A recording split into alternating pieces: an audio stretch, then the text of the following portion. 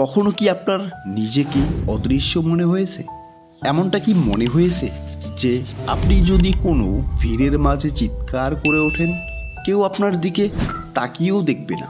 এটা জ্যাকের জন্য কোনো বুঝ স্বপ্ন ছিল না, এটাই ছিল তার প্রতিদিনের বাস্তব। কিন্তু যদি আমি বলি অদৃশ্য থাকা আর অদম্য হওয়ার মধ্যে পার্থক্যটা হলো আপনার সফলতার মানসিকতার একটা ছোট্ট পরিবর্তন। আমার সাথে থাকুন, কারণ এই জীবন বদলে দেওয়ার মতো গল্পটির শেষে হয়তো আপনি আপনার সেই চাবিটা খুঁজে পাবেন যেটা এতদিন ধরে খুঁজছিলেন। তাহলে জ্যাকের সাথে পরিচিত হন। ম্যানহান্টের ডাউনটাউনের এক ব্যস্ত সাবওয়ে স্টেশনে সে থাকে। প্রতিদিন সকালে হাজার হাজার মানুষ, ওয়াল স্ট্রিংটনের ব্যাংকার, টেক্স এক্সপার্ট, ট্যুরিস্ট তার পাশ দিয়ে হুড়মুড়িয়ে যেত। তাদের কাছে জ্যাক ছিল ফুটপাতের একটা অংশ মাত্র। সে ছিল শুধু একটা হাত। সে হাত একটা ট্রাইরফের খুচরো পয়সার জন্য নার। সে তার আত্মসম্মানকে কয়েনের বিনিময়ে বিক্রি করত। মানুষের দয়ার উপর বেঁচেছিল। তার নিজের কোনো মূল্য আছে বলে সে মনে করত না, আর ভাবত এই দুনিয়াটাকে তার দেওয়ার মতো কিছুই নেই। কিন্তু সে ভুল ছিল। তারপর এক বৃষ্টির মঙ্গলবারে এক ইটালিয়ান স্যুট পরা লোক তার সামনে এসে থামল। লোকটা শুধু ধনী ছিল না, তার চেহারায় ক্ষমতা আর অর্থের একটা অভাব ছিল। জ্যাক তার পুরনো কোটের কাপটা বাড়িয়ে দিল। স্যার, একটা $1 হবে?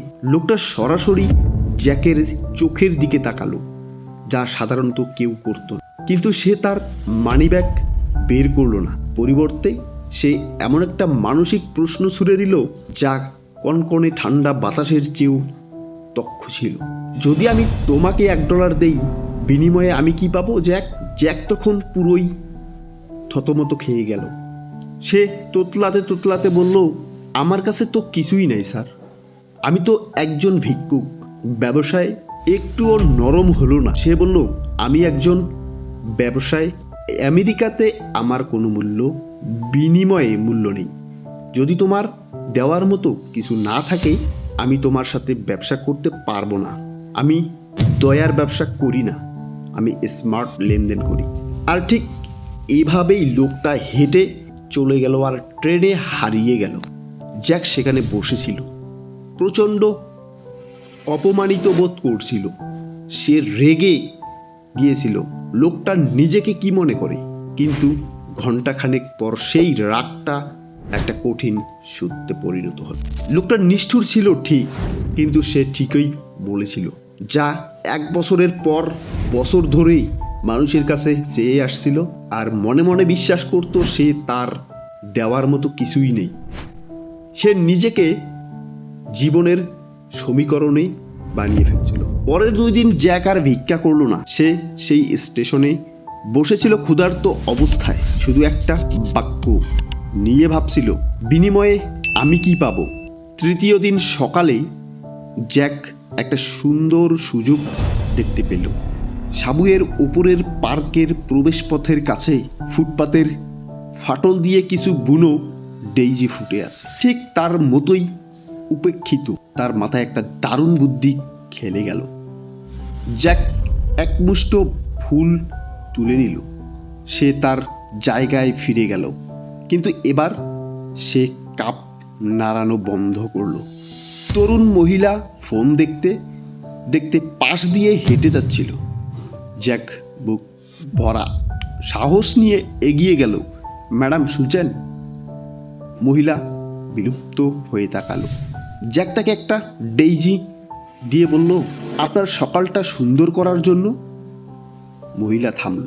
তার বিরক্তি দূর হয়ে মুখে হাসি ফুটে উঠল। সে ফুলটা নিল এবং পার্স থেকে $5 একটা নোট বের করে দিল জ্যাকের হাতে। ধন্যবাদ, সে বলল। জ্যাক আর ভিক্ষা করছিল না, সে উদ্যোক্তা হওয়ার শিল্প দেখছিল। সে এটা চালিয়ে গেল বারবার। যখনই কেউ তাকে টাকা দিত, সে তাদের একটা ফুল দিত। সে আর সাহায্য চাচ্ছিল না, সেই ধূসর শহরের এক মুহূর্তের সৌন্দর্য বিলিয়ে দিচ্ছিল। পরিবেশটা বদলে গেল। মানুষ আর তাকে না দেখার ভান করে চলে যেতে চায় না। তারা তার দিকে তাকিয়ে থাকতো, তারা দয়া করছিল না, তারা মূল্যের বিনিময়ে কিছু কিনছিল। মাস কেটে গেল, ফুলওয়ালা সেই স্টেশনের এক পরিচিত মুখ হয়ে পরিণত হলো, আর তারপর সে উদাও হয়ে গেল। যাত্রীরা ভাবছিল কি হলো, কিন্তু শহর দ্রুত চলে আর খুব তাড়াতাড়ি জ্যাক একটা স্মৃতিতে পরিণত হলো।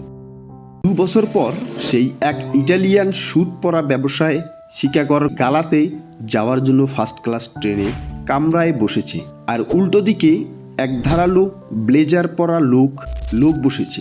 তারা একে অপরের দিকে তাকিয়ে মাথা নাড়ল সফল মানুষের নরম ভাষায়।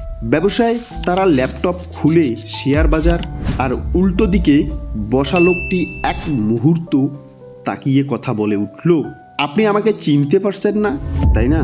ব্যবসায়ী অবাক হয়ে, না তো, আমাদের সে কোন ব্যবসা হয়েছে? লোকটি হাসলো, একটা উষ্ণ পরিচিতি হাসি। হ্যাঁ, হয়েছিল। ওটা আমার জীবনের সবচেয়ে বড় ডিল ছিল। 2 বছর আগে নিউ ইয়র্কের সেই সাবওয়ে স্টেশনেই আপনি আমাকে $1 দিতে রাজি হননি, কারণ আমার কাছে দেওয়ার মতো কিছু ছিল না। ব্যবসায়ীর মুখ হা হয়ে গেল। সেই স্কিন শেপ আত্মবিশ্বাস লোকটার দিকে তাকিয়ে সেই ভিক্ষুকের ছায়া খোঁজার চেষ্টা করলো, যাকে সে এক সময় অপেক্ষা করেছিল। দাঁড়ান, ওটা আপনি ছিলেন? হ্যাঁ, আমি ছিলাম। যেদিন আপনি আমাকে টাকা দেননি, আপনি আমার আত্মসম্মান ফিরিয়ে দিয়েছিলেন। আপনি যদি আমাকে 2 দিনের এই বিনিময়ে আমি নিজেকে একজন ভিকটিম হিসেবে দেখা বন্ধ করে একজন ব্যবসায় হিসাবে দেখতে শুরু করলাম, তখনই আমি আমার চোখের সামনে সেই ডেইজি ফুল দেখতে পেলাম। ট্রাস্টেড এলাকার 1-2 বিয়ের ফুলের সাপ্লাইয়ের মালিক হয়ে গেলাম। আমি আসলে শিকাগো যাচ্ছি একটা পার্টনারশিপ ডিল সাইন করতে। ট্রেনটা ঝাঁকুনি দিল, কামরায় নীরবতা নেমে আসলো। ব্যবসায়ী তার ল্যাপটপ বন্ধ করলো, তার মুখে এক ধরনের সত্যিকারের শ্রদ্ধাবোধ ফুটে উঠল। আমি ভেবেছিলাম আমি শুধু একটা শিক্ষা দিয়েছিলাম। আমি জানতাম না যে আপনি একজন যোগ্য প্রতিযোগক তৈরি করছি। জ্যাক হাসল। প্রতিযোগ নয় স্যার, সহকর্ম। জ্যাকের গল্পটা শুধু টাকা পয়সার নয়, এটা হলো আমরা নিজেদের নিয়ে যে গল্পটা নিজেরা বলি, তার গল্পটা। যে মুহূর্তে জ্যাক বিশ্বাস করা বন্ধ করে দিল যে সে জিরো, সেই মুহূর্ত থেকেই দুনিয়া তার কাপটা ভরিয়ে দিতে শুরু করল। তাই আমি ভাবলাম সেই প্রশ্নটা দিয়েই শেষ করব, যে প্রশ্নটা জ্যাকের জীবন বদলে দিয়েছিল।